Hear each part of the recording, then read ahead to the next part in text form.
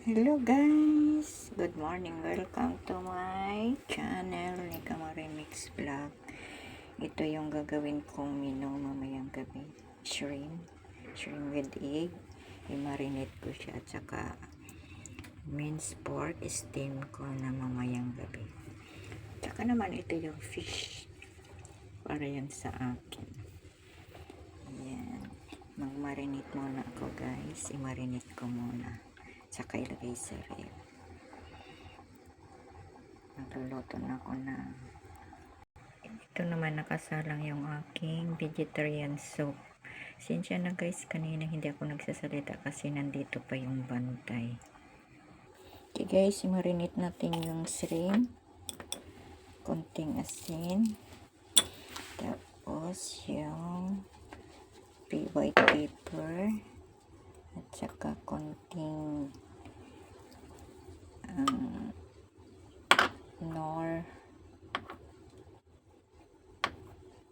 nor mix. Sarap. Ayan.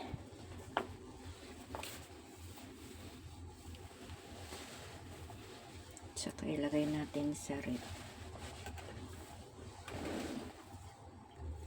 Okay.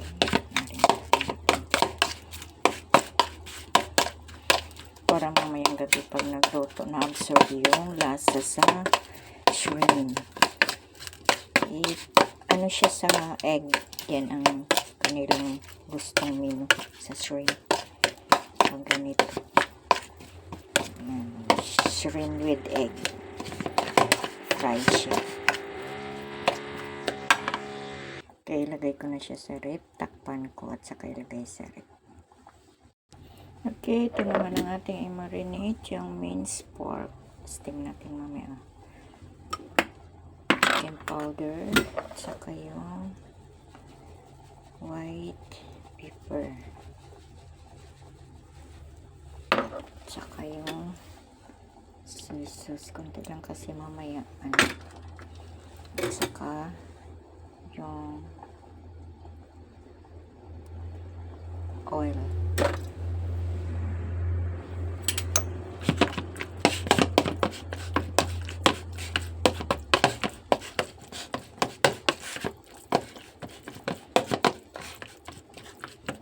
Saka yung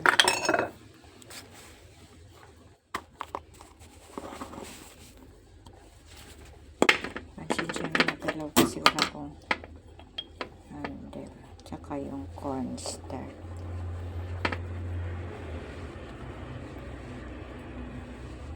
Saka mamaya lagyan ko yan siya ng